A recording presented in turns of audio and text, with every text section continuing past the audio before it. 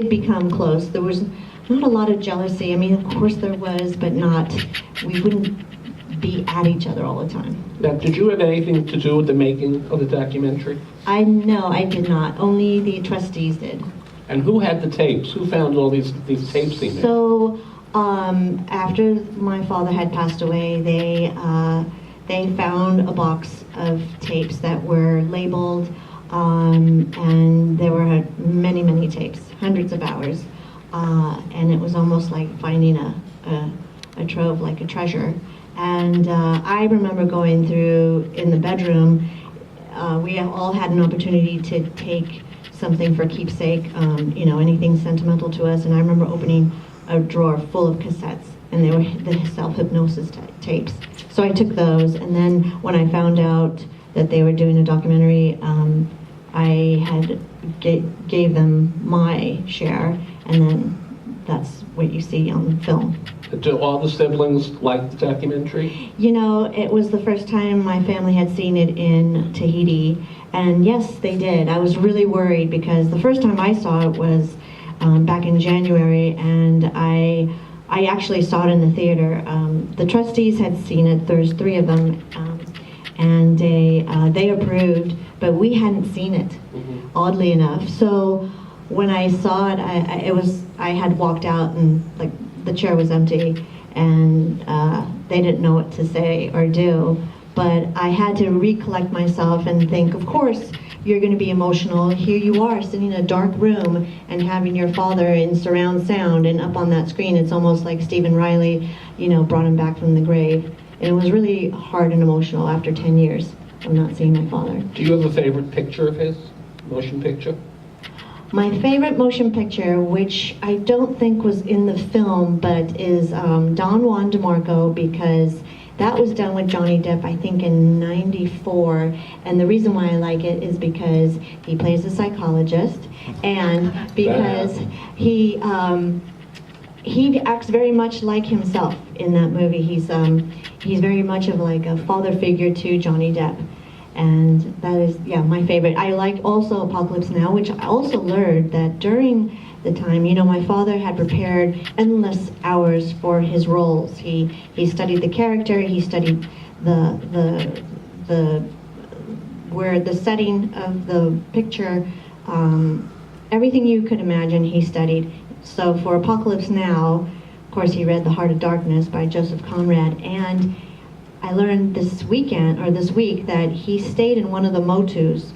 Tetiaroa, the island that we have, is comprised of 13 islets. And we went to one of them, which has a lake, and it almost looks like Vietnam. It's really interesting because the lake is surrounded by a swamp. And what I learned from my brother, Tehutu, is that he had lived there for 2 months preparing for Apocalypse Now, just alone, and no electricity, nothing, no set infrastructure. So I thought that was really interesting. I mean, I would never do that. It's like a jungle in there. Of course, the other motu, the other islet, is developed, and we have a very nice resort there. But this one is full of mosquitoes, and it's like living in the jungle. Okay. Growing up with your father being Marlon Brando, is there a time you realize that he's not just your father, but the world shares Marlon Brando as one of the great actors of all time? Is there that realization?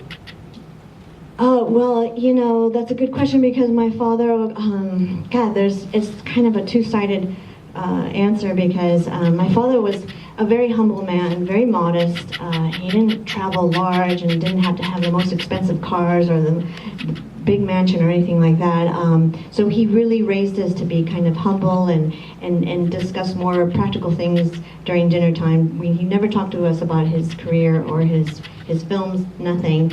And so I really didn't know how large my father was when I would be around my family. However, when I was with my friends and meeting their family and their parents, they would immediately just stare and ask me endless questions. So that's when I knew like how big he was, by them continuously staring at me. How many marriages did your father have? Well, he had two marriages. He married Anna Kashfi. She's Christian's mother. Then he married my mother, Movita Castaneda. She's Mexican, and she passed away in February. And then he had 4 children with Tarita, who you see in Mutiny on the Bounty. Which was a terrible movie. I mean, the other Bounty was terrible. Now, before I throw out questions, I don't get to the audience. I'm going to let the audience ask you questions.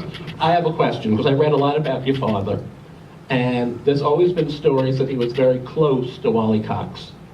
And the story I read was that at Wally Cox's funeral, Wally Cox was in an urn. Your father had a fight with Wally Cox's widow, and she said, you know what, this urn means more to you than me.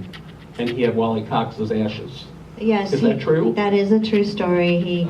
He was very good friends with Wally Cox. It was almost like they were inseparable, best friends, and he could not give his wife the ashes. And she fought for them, but then after she just surrendered and said, it seems like they're more important to you than they would be to me. And it's a true story, yeah. And then, when was your father cremated? My father was cremated. And were their ashes mixed? Their ashes were released in Death Valley. My dad loved to be in Death Valley. And that's where his ashes were scattered with Wally Cox. Mm-hmm. Well, see, that's a true story. That is a true story. That one you may believe. Yeah, okay, before I come out there and ask, for questions from the audience, how do you want your father to be remembered? Oh, that's a great question. That's why I'm Bill, here. thank you. I would love, this film here, and the family, and I'm really pleased with it because it reveals who my father was. He wasn't this difficult, temperamental person that the papers had written him out to be, and he didn't try to fight the press. He just thought, let them write what they want, because they're going to write what they want anyway. But now it's almost like he has the last word, but unintentionally, and it's a perspective that needed to be heard and seen, and you see the true Marlon Brando on the screen that you just saw, the vulnerable side of him, and you don't think that he was so vulnerable, that he could be so naked and he could be so raw as to admit that he was, never felt competent or smart enough, or he had all these fears, and here he is, just like you and I, questioning ourselves and wondering if we are good enough. And so I like that piece because it really humanizes who he is.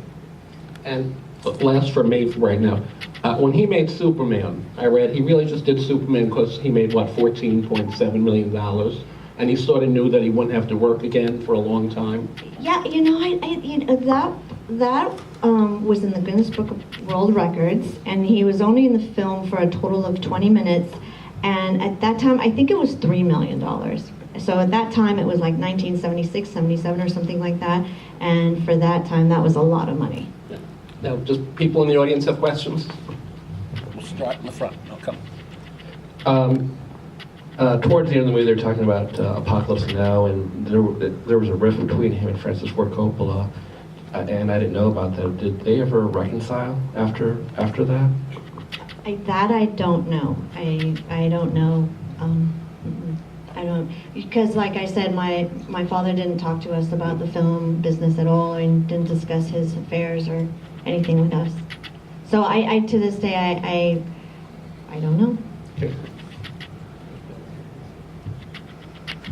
Hi, I met your father 66 years ago in a loft on Bond Street near the Bowery.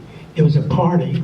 It's about 11:30, and this guy comes in a t-shirt and dungarees. The party stopped. Nobody knew who the hell he was. And he was looking for his girlfriend, Vicky, so that may be another one.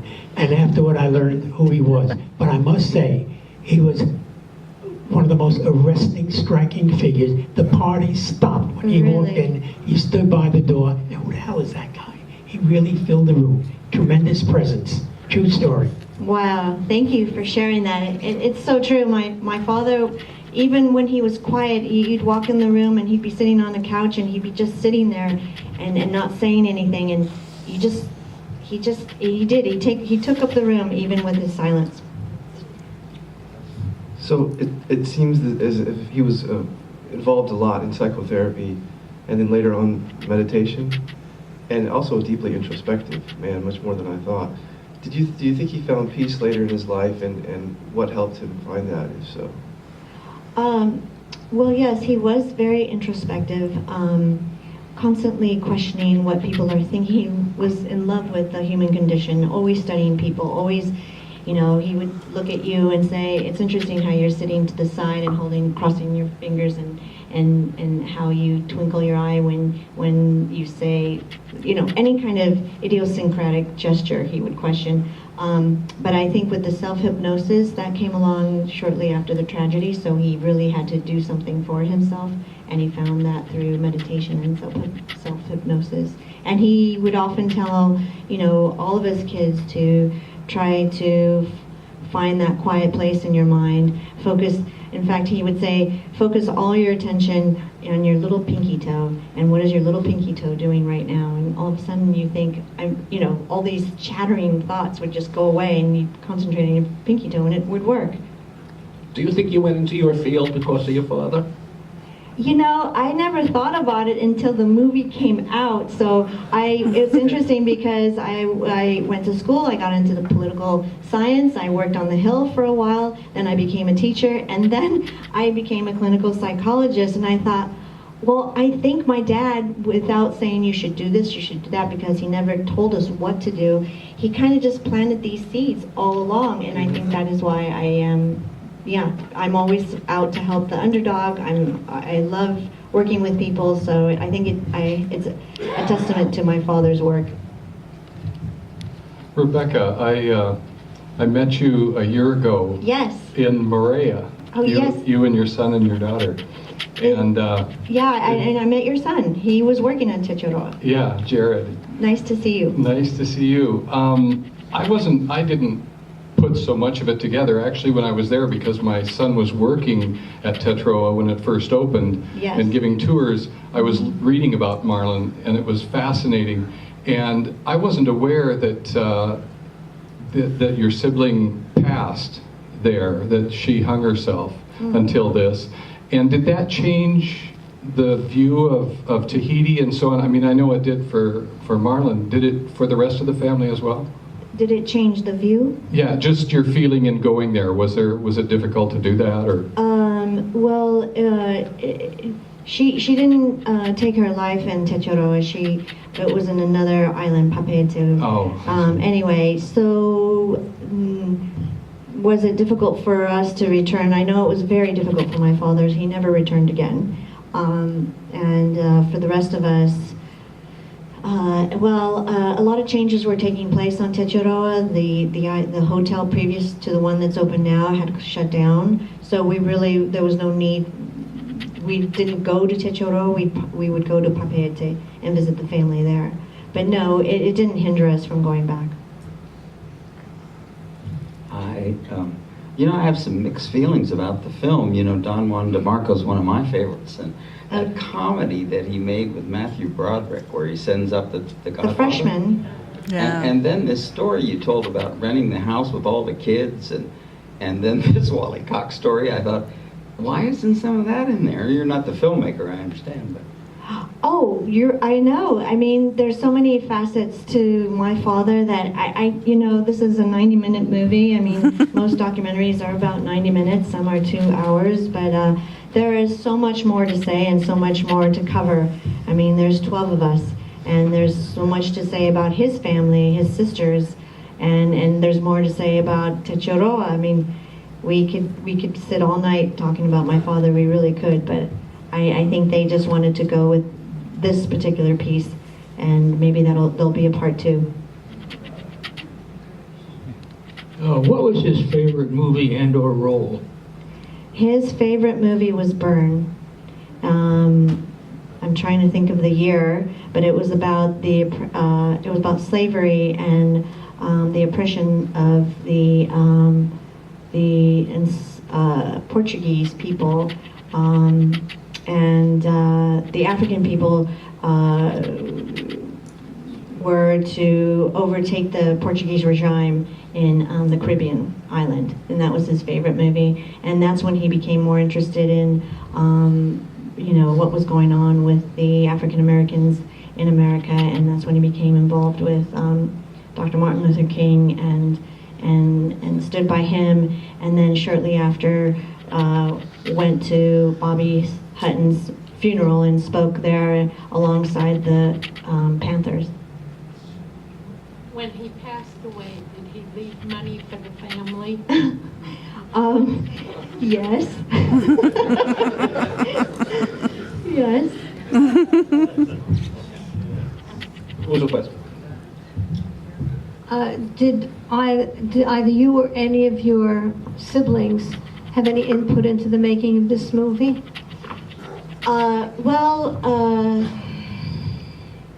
Did we have any input? The funny thing is that we did not. We have 3 wonderful, good trustees, and they basically had, one of them is a producer, Mike Medavoy, so he works with has been in the film industry, so we put all our trust in him. And then another is a very close friend of my father's, and so we put our trust in them, and we knew that they were going to choose something that was very sensitive and proper, because they knew after so many years, so many biographies, that this one was it had to show a different side of my father. We were so tired of the press, we were so tired of the negativity that was spread, and we needed to show that there was another side to my father. And so that we did press upon them to do. Oh, hi. I actually was, is it going? I was actually with your dad when his dad passed away. We were in Arizona on an Indian reservation. And I was very, very young, and I was so impressed with who I was with, obviously. And I never could really see the man until I got older, and I looked back at that experience, and I started to regurgitate the whole thing. What stood out to me is when we went to Arizona, we went into his car. He had an old Cadillac, a blue Cadillac, I remember. We went to the airport, and he did everything himself. There was no hoopla. We rented the car. We went just up to Hertz.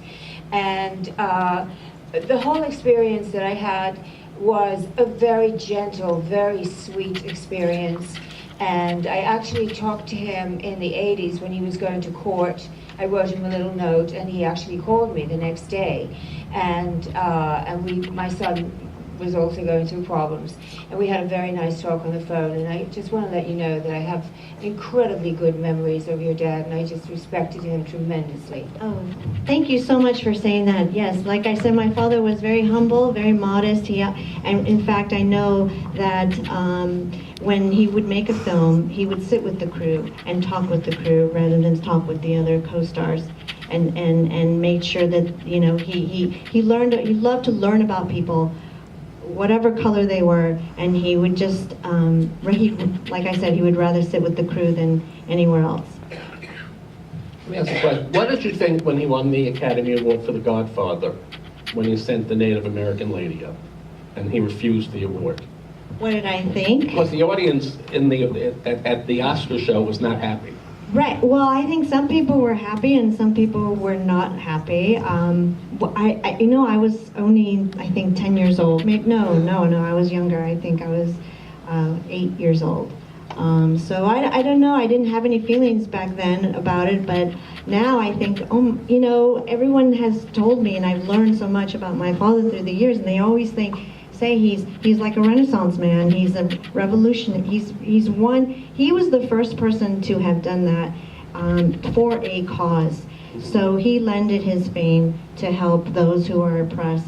He did that with UNICEF. He worked with the UN. He did speeches to raise funds to develop a Jewish state. They banned his movies in the South because he was standing with Dr. Martin Luther King, And he actually was in the movie Dry White Season, which was made in 1989. He donated a portion of his salary so that to the foundation of anti-apartheid. And he had done all these things before anyone had done them before, so it was quite unique. If your father were alive today, he'd be a great liberal. I mean, You know, he probably would be categorized as a liberal, but he wouldn't take any party. He'd just call himself a citizen of the planet. now you brought your son here tonight. How old is he? Diego is in the far back. He's 14 and a half years old.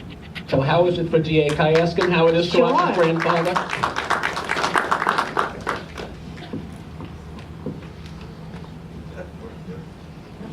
Okay, Diego, you're on. What's it like watching your grandfather? It's pretty amazing since I have no memory of him, so this is a great insight to his life, not just the acting which I see in his movies. So, Have you seen most of his movies?